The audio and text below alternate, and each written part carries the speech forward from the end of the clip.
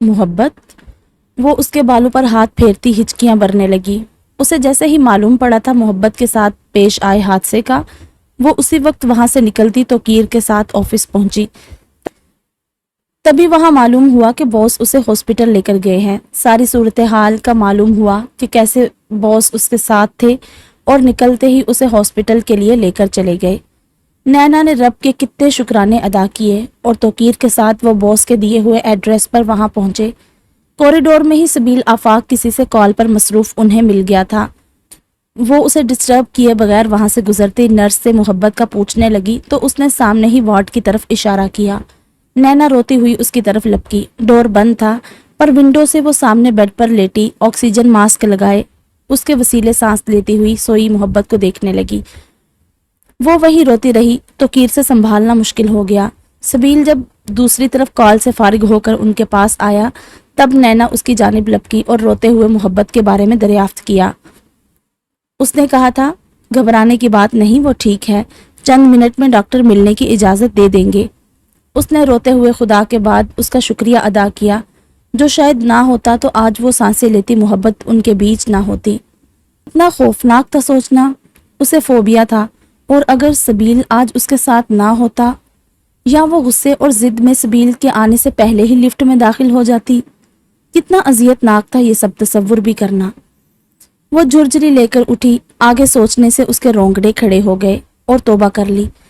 رب کی رحمت تھی خاص اس پر کہ لوگوں کے بے تحاشا برا چاہنے کے باوجود بھی وہ بالکل صحیح سلامت ان کے پاس موجود تھی۔ آہستہ سے آفس کے ختم ہوتے ہی بہت سے لوگ وہاں آئے محبت کی عیادت کے لیے، پر وہ ابھی زیر علاج تھی اس لیے کوئی مل نہ سکا۔ البتہ بکے، گیٹ ویل سون کارڈز نینا کے حوالے کر گئے۔ انہیں پھر پارٹی میں جانے کے لیے تیاریاں بھی کرنی تھی۔ تقریباً 3 گھنٹوں کے بعد ڈاکٹر نرسز ایک بار پھر چیک اپ کر کے باہر نکلے۔ اسے ہوش آیا تب شام کے 4 بج رہے تھے۔ ڈاکٹر ڈور کھول کر باہر نکلے تب باہر کھڑے سبیل آفاق اور بینچ پر بیٹھی نینا، پاس ہی کھڑے توقیر بھی لپک کر ڈاکٹر کے پاس آئے۔ اب کیسی طبیعت ہے میری مسز کی؟ وہ ٹھیک تو ہے نا؟ کیا میں مل سکتا ہوں اس سے؟ اس نے بے چینی سے پاس آ کر ڈاکٹر سے پوچھا۔ وہ نرمی سے مسکرائے۔ گھبرانے کی کوئی بات نہیں ہے مسٹر آفاق، آپ کی مسز بالکل ٹھیک ہیں، آپ ان سے مل سکتے ہیں۔ اب وہ بالکل ٹھیک ہیں، آپ تھوڑا خیال رکھیے گا ان کا، کچھ ریسٹ دیجیے گا۔ سبیل کے کندھے پر ہاتھ رکھ کر تھپکتے ہوئے بولے، ویل ڈن مسٹر آفاق، بہت اچھا کام کیا آپ نے انہیں مصنوعی سانسیں دے کر انہیں ایک نئی زندگی دی ہے، ورنہ ایسے کیسز میں اتنی دیر بہت مشکل سے بچ پاتے ہیں پیشنٹس۔ وہ مزید بولے۔ سبیل نے دل میں اللہ کا شکریہ ادا کیا جنہوں نے اس کی زندگی اسے لوٹا دی تھی۔ اگر آج اسے کچھ ہو جاتا تو شاید ہی سبیل آفاق بھی زندہ رہتا۔ اوکے، اب آپ مل سکتے ہیں ان سے۔ وہ یہ کہہ کر بیسٹ لک کہتے چلے گئے۔ سبیل نے مڑ کے جب قدم اٹھائے تو نینا اس سے پہلے ہی اندر جا چکی تھی اور اب اس کے پاس بیٹھی رو رہی تھی۔ ٹھیک ہوں میں میری جان، بس کرو، وہ نکاہت زدہ لہجے میں بولی۔ خاک ٹھیک ہو، حالت دیکھی ہے اپنی، کچھ گھنٹوں میں ایسی ہو گئی ہے جیسے زردے جیسی، وہ ہچکیاں بھرتے ہوئے بولی۔ کیا کر رہی ہو احمق لڑکی، وہ پہلے ہی بیمار ہے اور تم اس کے پاس رونے بیٹھ گئی ہو۔ اس کے پیچھے آتے توقیر نے اسے جھڑکا۔ نینا سو سو کرتی منہ بسور گئی۔ میں بالکل ٹھیک ہوں نینو، یار رونا تو بند کرو، دیکھو اگر مزید روئی تو میں پھر سے بیمار ہو جاؤں گی۔ اسے چپ ہوتے نہ دیکھ کر محبت نے کمزور لہجے میں دھمکی دی۔ تم کیوں بیمار ہوگی؟ اپنے بھائی کو حکم دو، ابھی اس احمق نینا کی نینو کو پھوڑ دوں گا۔ توقیر نے محبت کے سر پر ہاتھ پھیرتے ہوئے کہا۔ وہ ہنس پڑی۔ نینا نے سخت گھوری ڈالی اس پر۔ تم 2 دوستوں کے بیچ کیوں ٹانگ گھسا رہے ہو؟ نہ جان نہ پہچان میں تیرا مہمان، اس نے ابرو اچکا کر طنزیہ کہا۔ جان پہچان کیوں نہیں؟ اس نے تیکھے چتون سے گھورا۔ محبت کا جیجا ہوں، اس کا بھائی، اس کی دوست کا منکوہ، جیون ساتھی، ہم سفر، برائی سے بچانے والا، ہمیشہ ساتھ رہنے والا، دکھ تکلیف میں ڈھال بننے والا۔ اس نے جان بوجھ کر لمبی چوڑی تقریر کی۔ نینا نے سمجھتے ہوئے متاثر کن نظروں سے اسے دیکھا، جبکہ بیڈ پر پڑی اس کی بات سنتی مسکراتی محبت نے جب اس کے آخری فقرے سنے اس کی مسکراہٹ گم ہو گئی۔ البتہ نظروں میں چھناک سے سبیل آفاق کا لمبا چوڑا سراپا لہرایا۔ بے ساختہ ہی نگاہیں دروازے کی طرف اٹھی جہاں کوئی بھی نہیں تھا۔ کیا وہ یہاں نہیں؟ اس نے سوچا اور نظریں پھیر لی۔ کسے ڈھونڈ رہی ہو؟ نینا نے اس کی متلاشی نظروں کو دیکھتے استفسار کیا۔ کسی کو نہیں، بس ایسے ہی، اس نے گڑبڑا کر جواب دیا۔ اچھا، اب تم دونوں لڑ مت جانا۔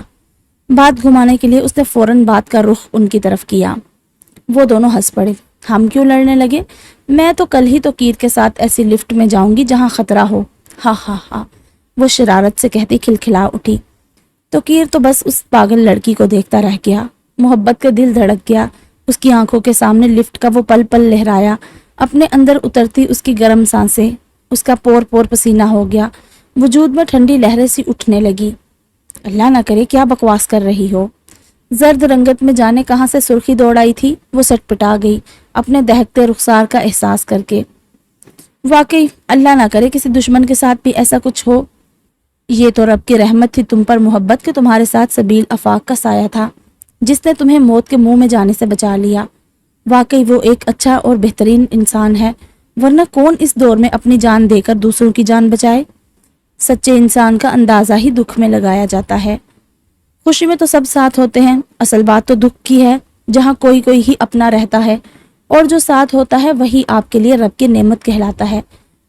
اور مجھے یہ کہنے میں کوئی آر نہیں میری پیاری مضبوط بہن کہ اللہ نے تمہیں سبیل آفاق کی صورت میں ایک مضبوط چٹان جیسی نعمت اور سہارے سے نوازا ہے، جو تمہارے لیے موت سے بھی لڑ سکتا ہے۔ میں نے دیکھا ہے اس کی آنکھوں میں تمہارے لیے محبت، مجھے لگتا ہے وہ عشق کرتا ہے تم سے۔ ایک بھائی کی حیثیت سے کہوں گا کہ رب کی رحمت کو ٹھکرایا نہیں جاتا، اور جو ٹھکرا دیتے ہیں انہیں خوشیاں بھی نہیں ملتی۔ اگر تم خوشحال پرسکون زندگی چاہتی ہو، اگر تم چاہتی ہو کوئی ایسی ڈھال، ایسی چٹان ہو جس کے پیچھے چھپ کر تم ہر سیاہ طوفان سے بچ جاؤ، تو میں تمہیں کہوں گا کہ سبیل آفاق کا ہاتھ کبھی مت چھوڑنا۔ میری بہن وہی ہے جس کے لیے اللہ نے تمہیں بنایا ہے اور تمہارے لیے اسے۔ وہ پاس آ کر بیٹھتا محبت اور شفقت سے اس کے سر پر ہاتھ رکھ کر سمجھانے لگا۔ نینا کی آنکھوں میں ڈھیر ساری محبت اتر آئی توقیر کے لیے۔ وہ اتنا اچھا بولتا تھا، اسے اندازہ نہیں تھا۔ اسے غرور ہونے لگا خود پر کہ وہ اس کا ہے، جبکہ محبت لب بھینچے جھکی پلکوں سے خاموش بیڈ پر پڑی سب سن رہی تھی۔ اس کی دھڑکنیں بے ترتیب تھی۔ وہ آہستہ سے اپنا لب کچلنے لگی۔ توقیر نے اس کی خاموشی کو دیکھتے آہستہ سے نینا کو اشارہ کیا باہر چلنے کا۔ اس نے الٹا غصے میں کیوں کا اشارہ دیا۔ ابھی تو اسے بہت کچھ جاننا تھا۔ تب اس نے باہر انتظار میں کھڑے سبیل آفاق کی جانب اشارہ دیا تو وہ سٹ پٹا گئی۔ ہائے، جسے سب سے پہلے ملنا چاہیے تھا، میں احمق اسے ہی پیچھے چھوڑ کر اندر بھاگ آئی، اس نے دل میں سوچا، اور محبت کو خود میں گم پا کر آہستہ سے توقیر کو آنکھ دباتی شرارت سے باہر جانے لگی۔ محبت کے پاس ہی ڈھیر سارے بکے جمع تھے۔ وہ سرسری سی نظر خاموشی سے جاتے نینا اور توقیر پر ڈال کر ایک نظر ان بکے پر ڈالتی جن میں توقیر کا بھی تھا، البتہ جسے وہ ڈھونڈ رہی تھی ان میں وہ کہیں نہیں تھا۔ تھک کر آنکھیں موند لی۔ کتنے مختصر تھے اپنے یہاں۔ اگر امی، ماں، مان بھائی کو اس کی حالت کا معلوم ہوتا، دوسری ہی فلائٹ سے وہ سب بھاگتے ہوئے اس کے پاس پہنچتے۔ اس نے سوچا اور دھیرے سے مسکرائی۔ اپنے بہت قیمتی ہیرا ہوتے ہیں، جو ہوتے تو قیمتی ہیں پر ان کی قیمت آج تک کوئی ادا نہ کر پائے، وہ ہیں دل عزیز، اپنے خون کے رشتے۔ اسے نہایت دکھ ہوا، رونا آیا اپنی ماں سے اپنے بیہیویئر کو یاد کرتے۔ اگر وہ آج زندہ نہ رہتی تو کیا ایسے ہی دکھ تکلیف میں اپنوں کو چھوڑ کر مزید اذیت دے کر چلی جاتی، ایک بار اپنی ماں اور بہن بھائی سے بھی نہ ملتی؟ واقعی موت کا کوئی بھروسہ نہ کرے، وہ کسی بھی وقت کسی کو بھی دھوکہ دے کر ہڑپ سکتی ہے۔ قبر کے گہرے اندھیرے منہ میں شوہر کے بعد 2 داماد اور اب بیٹی کے جانے کا کیا اس کی ماں یہ دکھ برداشت کر سکتی؟ وہ آنکھیں موندے پڑی تھی اور گرم سیال اس کی آنکھوں سے بہتا کانوں اور گالوں پر پھسلتا جا رہا تھا۔ یہ دنیا اپنوں کے بنا ویران ہے۔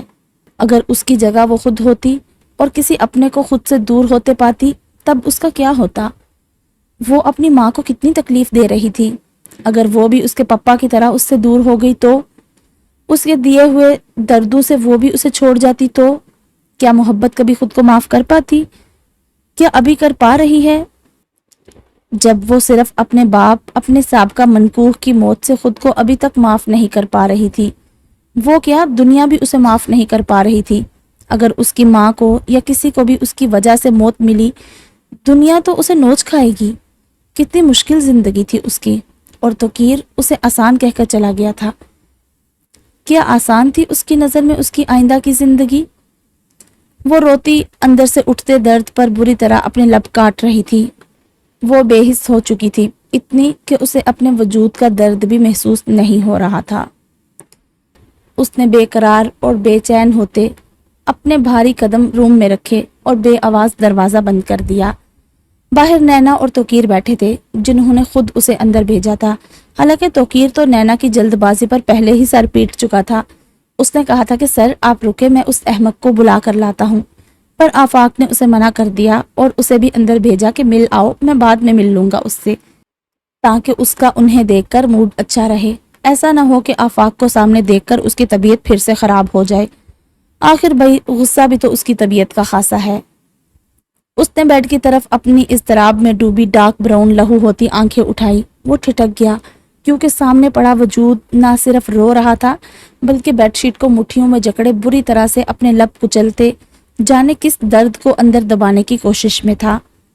وہ تڑپ کر اس کی طرف لپکا اور ایک ہی جست میں فاصلہ مٹاتے ہوئے اس نے محبت کے دونوں ہاتھوں کو تھاما، جن میں تازہ تازہ انجیکشن لگنے اور اب کی صورتحال سے خون کی بوندیں نکل پڑی تھی۔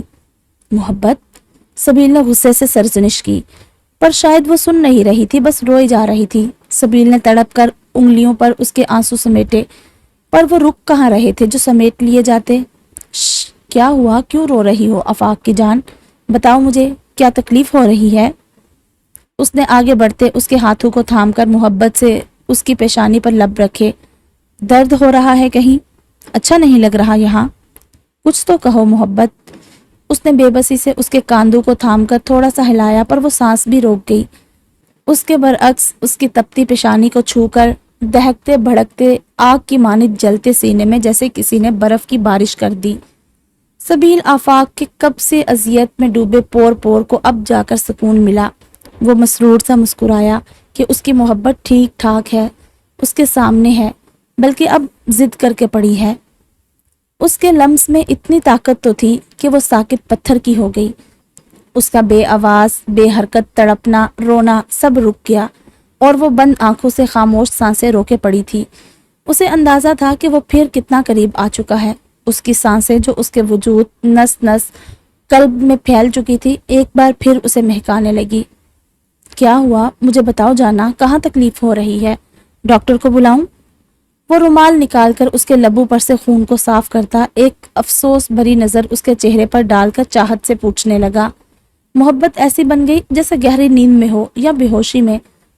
اس نے کوئی حس و حرکت نہیں کی، البتہ اس کی معمول سے ہٹتی سانسیں، بڑھتی دھڑکنیں سبیل کے لیے اس بات کی گواہی تھی کہ وہ اس کی موجودگی کو محسوس کر چکی ہے، پر وہ اسے جواب نہیں دے رہی تھی، خاموشی سے پڑی تھی۔ ہاں، وہ کیسے بھول گیا کہ ایک نک چڑی، ضدی، غسیلی ہے اس کی محبوبہ۔ اس کی ضد کو دیکھتے وہ لب دبا گیا۔ ابھی تک ناراض ہو مجھ سے؟ فرصت سے اس کے چہرے کے نقوش دیکھتا وہ کھڑا ہونے کی بجائے اس کے پاس ہی چیئر کھسکا کر قریب بیٹھ گیا سرہانے۔ اس کے ہاتھ کی پشت سے نکلتے خون پر لب رکھتے وہ اس کے بالوں کو چہرے سے ہٹا کر گال سہلانے لگا۔ وہ پور پور لرز گئی، اب تو بری طرح پلکیں بھی لرزنے لگی تھی، پر وہ کیسے دیکھے اس کی طرف؟ اگر وہ آنکھیں کھولتی ہے تو کیسے مقابلہ کرے ان بولتی، کھوجتی، روح میں اترتی آنکھوں کا؟ ان ڈارک براؤن آنکھوں کا مقابلہ کرنا اس کے بس کی بات کہاں تھی؟ پہلے کافی مشکل اس کے لیے بنا چکا تھا، اور اب کیا ضروری تھا اس کا یہاں آنا؟ اچھا ہوتا کہ وہ اسے ہاسپٹل پھینک کر چلا جاتا، پر نہیں۔ اس کے تڑپنے سے اندازہ تو لگ رہا تھا کہ اس نے ایک پل بھی اسے اکیلا کہاں کیا ہوگا۔ معاً اسے احساس ہوا وہ خاموش ہے۔ اس کا پور پور دہک اٹھا۔ اس کی نظروں کی تپش برداشت کرنا واقعی ہمت کی بات تھی، اور وہ بے بسی سے خود کو داد دے رہی تھی۔ اتنا ستم کرتی ہو خود پر؟ تمہیں خدا کا خوف نہیں آتا؟ پرائی امانت پر ایسے ظلم؟ دفتن اس نے سرگوشی سے مدم آواز میں کہا اور انگلی سے اس کے لبوں پر خون کی بوندیں صاف کی۔ کیا ان پر میری وجہ سے ستم ڈھا رہی ہو؟ وہ جھک کر اس کے کان سے بال ہٹاتے ان پر لب رکھ کر پوچھنے لگا۔ محبت کے چہرے پر حیا کے ساتھ غصے کی لالی بھی دوڑ گئی، جس پر سبیل نے بمشکل مسکراہٹ چھپائی، پھر فوراً سے چہرہ سپاٹ ہو گیا۔ سبیل کے تاثرات بھی پریشانی میں بدل گئے۔ وہ بے چینی سے چیئر سے اٹھ کر پھر اس کے پاس بیڈ پر بیٹھا۔ کچھ دیر اس کے چہرے کو دیکھتے اس نے اب اس کا ضبط آزمانے کی ایک کوشش کی اور اس کے ہاتھ کو تھام کر لبوں سے لگاتے کلائی کی رگ پر اپنے دہکتے ہونٹ رکھ دیے۔ آخر وہ ایسا کیوں کر رہی ہے؟ اسے کیوں نہیں دیکھ رہی؟ ایک مضطرب سوچ نے اسے بے بس کر دیا۔ کیا میرا چھونا ناگوار گزرا تھا؟ پر میں نے تو صبح برش کیا تھا یار، میں چرس بھی نہیں پیتا، نہ ہی حرام، نہ سگریٹ۔ کبھی کبھار دل کرتا ہے، پر اب تمہاری رائے جان کر اس سے بھی توبہ کر لی۔ اچھی خاصی سانسوں کی سمیل ہے، وجود کو مہکانے والا میرا لمس ہے کہ جسے چھوں اس کا انگ جل اٹھے۔ اندازہ تو تمہیں ہوگا۔ اس نے بے باکی سے کام لیا اور اس کا پور پور پسینہ کر دیا اپنے الفاظ سے۔ محبت کے چہرے پر غضب کا غصہ تھا، پر اب بھی آنکھیں موندے پڑی تھی۔ اگر اس کی حالت ایسی نہ ہوتی تو وہ اس ڈھٹائی پر اسے جھنجھوڑ کر رکھ دیتا۔ اس کی شاہانہ زندگی میں پہلا وجود تھا جو اسے اس قدر انگلی پر نچا رہا تھا، ورنہ وہ مغرور سا شہزادہ کہاں کس کو منہ لگاتا تھا۔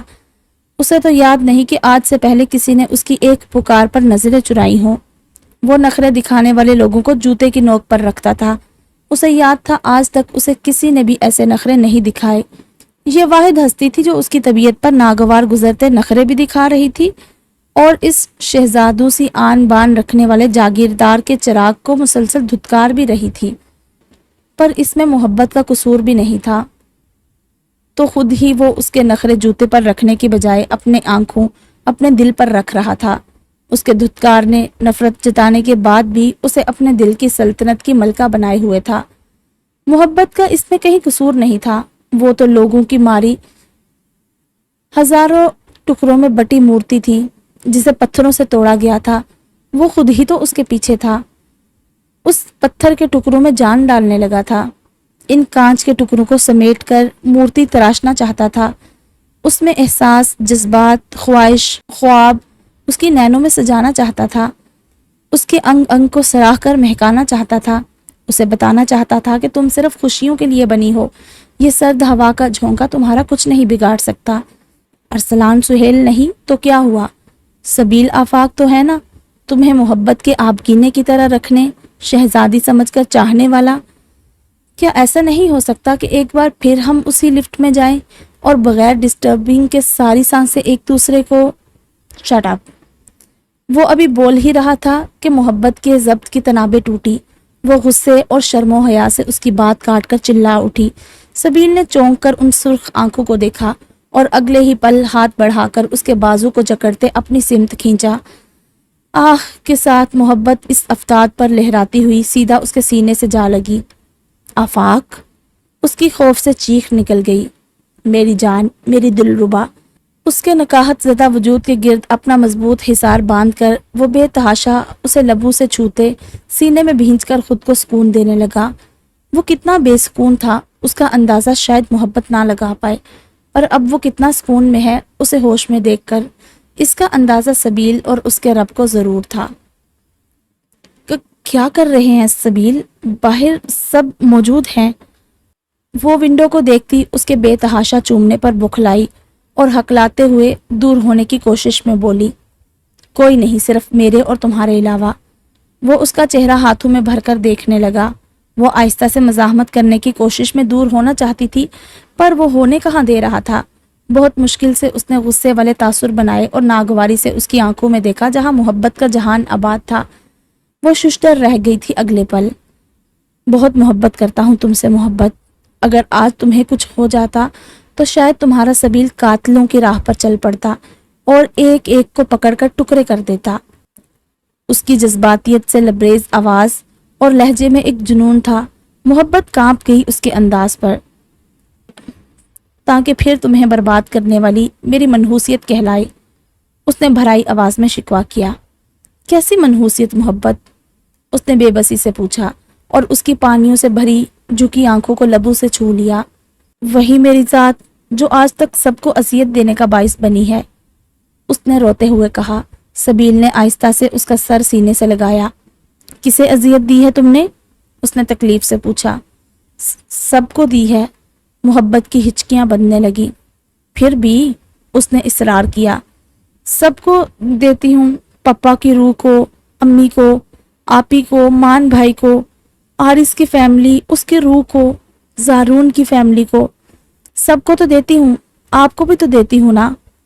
اس نے روتے ہوئے ہچکیوں کے درمیان اٹکتے ہوئے اسے سرگوشی میں بتایا۔ تمہیں کیوں لگتا ہے میری جان کہ تم سب کو تکلیف دیتی ہو؟ مجھے تو نہیں دیتی، انکل کو بھی نہیں دیتی، امی تمہاری خوشی میں خوش ہیں، ماہنور اور ارشمان بھی تمہاری خوشی چاہتے ہیں، تم انہیں اذیت نہیں دیتی جانے افاق، یہ بس لوگوں کی سوچ ہے جو تمہارے دماغ میں بیٹھ گئی ہے۔ خوشی اور غم دینے والی وہ واحد ذات ہے میری شہزادی، اس کے علاوہ کسی کو طاقت نہیں کہ کسی کو خوشی یا غم دے، وہ چاہتا ہے تبھی سب ممکن ہوتا ہے۔ تمہارے ساتھ جو ہوا اور ہوتا آیا ہے اس میں اس کی رضا بھی ایک آزمائش تھی تمہارے لیے۔ ہر کسی کی زندگی میں خوشیوں کے ساتھ دکھ بھی ہوتے ہیں، کسی کے دکھ کسی کے جانے کے بہانے ہوتے ہیں، تو کوئی دکھ اپنوں کو قریب لانے کے، کوئی آزمائش ہوتی ہے تو کوئی رحمت۔ دکھ کی بھی ہزار وجوہات ہیں، اس دکھ میں ہمارا بھلا ہوتا ہے، ورنہ خوشیاں تو دین و ایمان لوٹ لیتی ہیں، ذرا سی فرصت نہیں چھوڑتی کہ ہم اپنے رب کو یاد کر لیں۔ زندگی کا اہم حصہ ہمارے لیے نیک راہ پر چلانے والا دکھ ہی ہے، جس کی وجہ سے ہم اس کی ذات کو یاد رکھتے ہیں ہر وقت، ہر دم۔ ہمارا ایمان کامل ہوتا ہے کہ دینے والا وہی واحد لا شریک ہے، اس کے علاوہ کسی میں اتنی طاقت نہیں کہ وہ سوکھے پتے کو اڑا سکے۔ اس کے بالوں کو سہلاتے وہ کہہ رہا تھا اور وہ خاموشی سے اس کے سینے پر سر رکھ کر سن رہی تھی۔ تو کیا زارون آیا تھا پپا کو لینے؟ اس نے ہچکی بھرتے کہا۔ سبیل اس کی معصومیت پر مسکرا دیا۔ نہیں، ایسا نہیں، وہ لینے نہیں آیا، بلکہ ان کی زندگی کی ڈور ہی اتنی تھی جسے وہ کھنچتے چلے آ رہے تھے۔ ہر باب کے اختتام کی وجہ ہوتی ہے، ان کی زندگی کے باب کا اختتام کا بہانہ بھی وہی تھا۔ پر مجھے پپا کی یاد آتی ہے، مجھے آرس کے ہجر سے ڈر لگتا ہے، وہ کہہ کر خوف زدہ ہرنی کی مانند اس کے سینے میں چہرہ چھپا گئی، جیسے آرس کی روح اسے ابھی نوچ لے گی۔ سبیل نے افسوس اور دکھ سے اسے دیکھا، کیسی کیسی سوچیں پال کر بیٹھی تھی جن کے بارے میں وہ تصور بھی نہیں کر سکتا تھا۔ تمہیں میرے ہجر سے ڈر نہیں لگتا؟ اس مرحوم کے ہجر سے ڈر لگتا ہے جو بیچارہ ابھی روحوں کے ساتھ عشق فرما رہا ہوگا۔ اس نے اچانک اپنا انداز بدلا، روتی ہوئی محبت اس کی بات سمجھ کر ایک دم بوکھلا گئی۔ ارے جناب! اسے بھاگتے دور ہوتے دیکھ کر سبیل نے ہنستے ہوئے گھیرا تنگ کر دیا۔ یہیں پڑی رہو، میرا علاج یہی ہے، تمہارا تو ہو گیا، تمہیں احساس ہے کہ میں بھی تمہارے ساتھ تھا، میرا علاج تو کرنے دو 4 گھنٹے، اور 3 گھنٹے الگ سے تنگ کیا ہے۔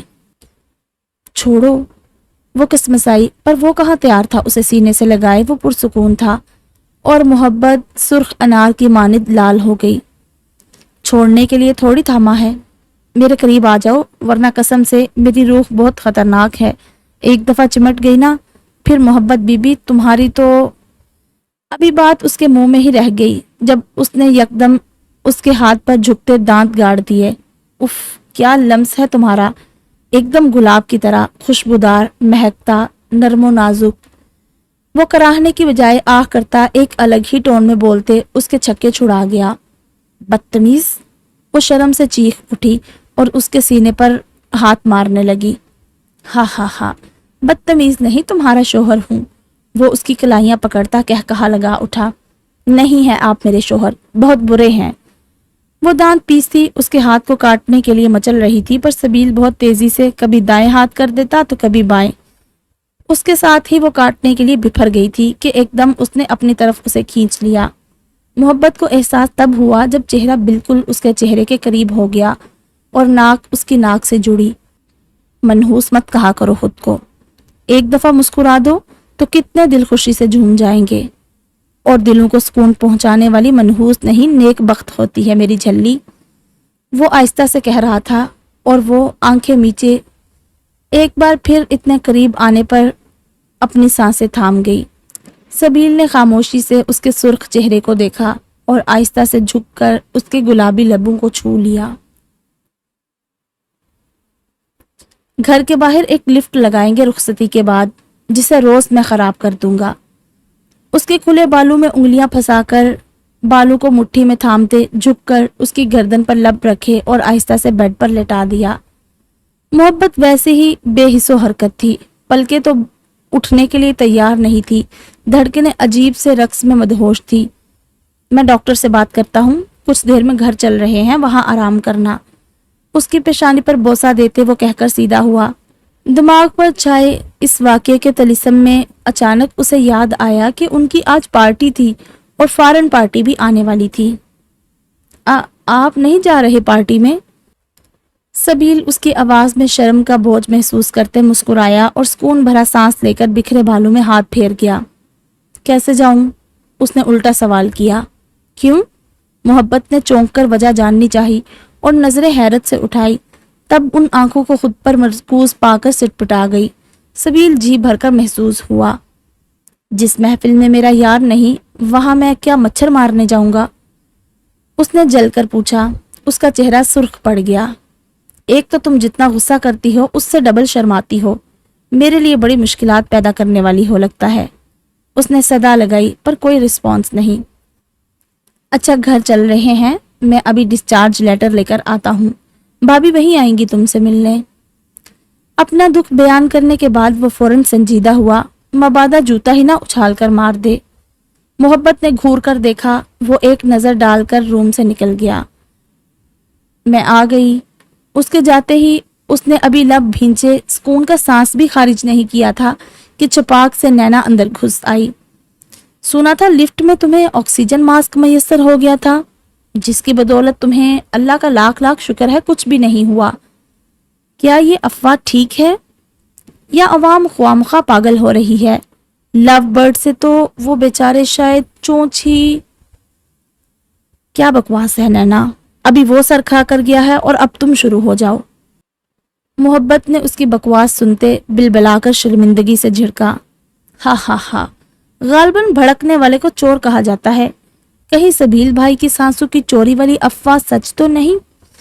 वो ढीठ थी, ऐसे ही तो उसकी दोस्त नहीं थी। बहुत बर्दाश्त के बाद ही तो इस मुकाम पर आई थी। आंखें मटकाते वो उसके पास वाली चेयर पर बैठती खिलखिलाई।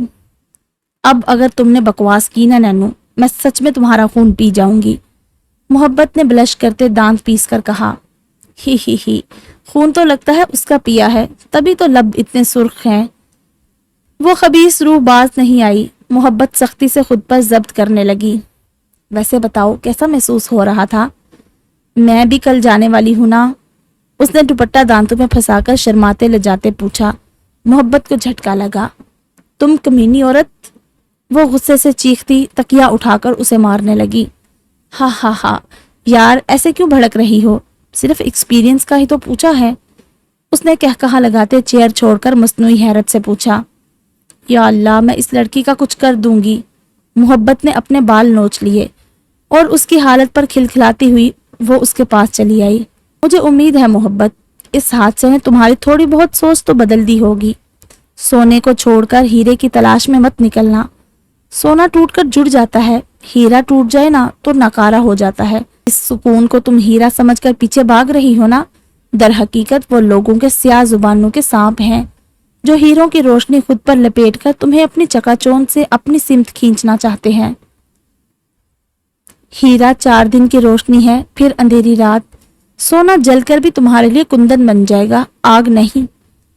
उसका हाथ थामकर उसने मोहब्बत पाश लहजे में समझाया। वो सर हिला गई। नैना के लिए फिलहाल यही काफी था कि वो समझ तो रही थी। कैसा फील कर रही हो अब? वो उसकी दवाइयां देखने लगी। ठीक। और तुम तैयार होने नहीं जा रही?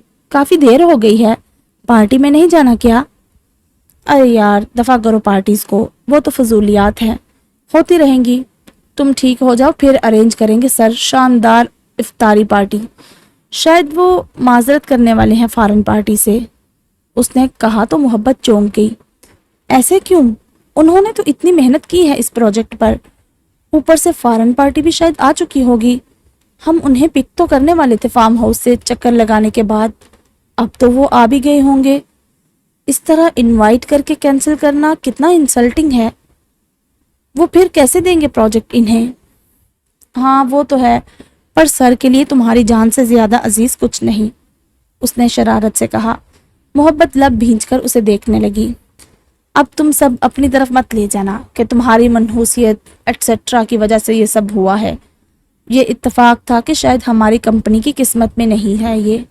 ایسا کیسے نہ سوچوں نینو, سب جی توڑ کوشش کر رہے ہیں, بیسٹ دے رہے ہیں اپنا, صرف سیلری کے اضافے کی خوشی میں, اور تم کہہ رہی ہو کہ کچھ نہ کہوں.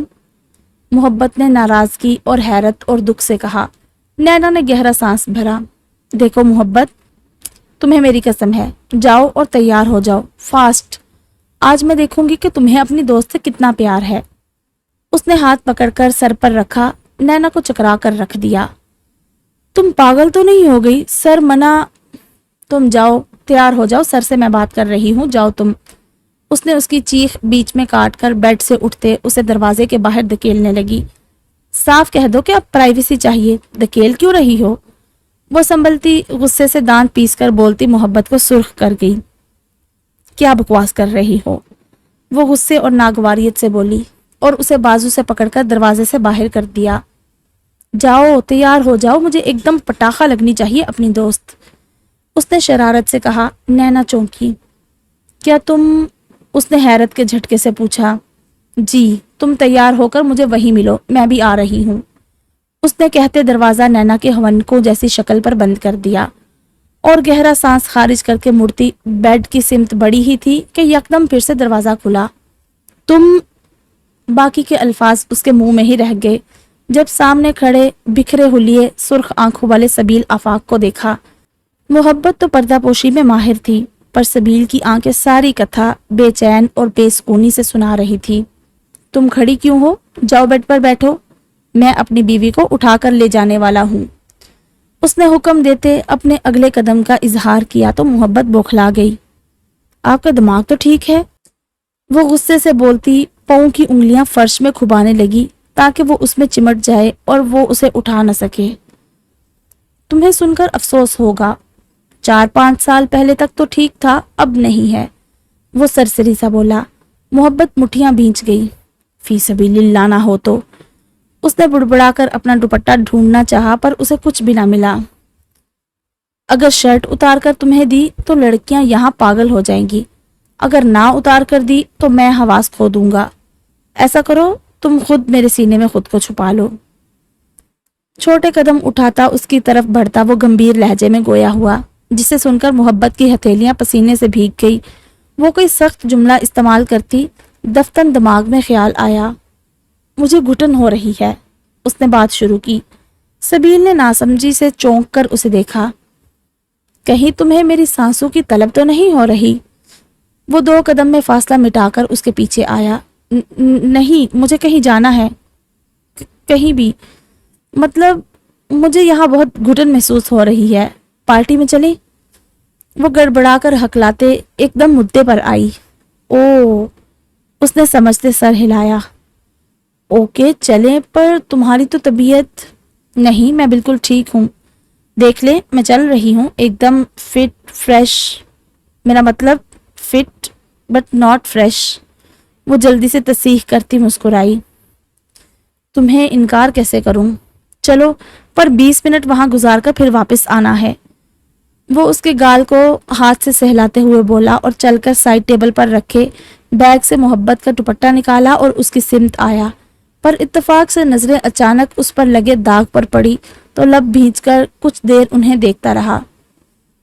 اس زیر نکاح رکھنے والے کی آنکھوں سے کیسے بچتی کہ اس کی محبت کے دوپٹے پر لاتیں دی گئی ہیں. اس کا خون کھول اٹھا جیسے کسی نے شعلے ڈال دیے ہوں اس کی رگوں میں. وہ اپنی شرٹ اور ہاتھوں سے اس کے دوپٹے کو صاف کرتا اٹھا کر اس کے سر پر اڑا دیا. ایک بار پہلے بھی اس کی آبرو محفوظ رکھنے کے لیے اس کی سیاہ شال اس کی ڈھال بنی تھی. تمہاری بے حرمتی کرنے والوں کی میں آنکھیں نوچ لوں گا. وہ آہستہ سے سرگوشی میں اس کے کان میں کہتا یکدم اسے باہوں میں بھر کر اٹھا چکا تھا. سبیل, اس نے دھڑکتے دل بکھرے تنفس کے ساتھ کہا. پر وہ کہاں سن رہا تھا. اس نے تو ڈاکٹر اور سسٹر کی بھی نہیں سنی جو شاید الوداع ہی کہنے کو آئے تھے. محبت کو اس کا انداز کافی ناگوار گزرا, پر وہ کیا جانے کہ وہ اس کے لیے کیسا جنون رکھتا ہے.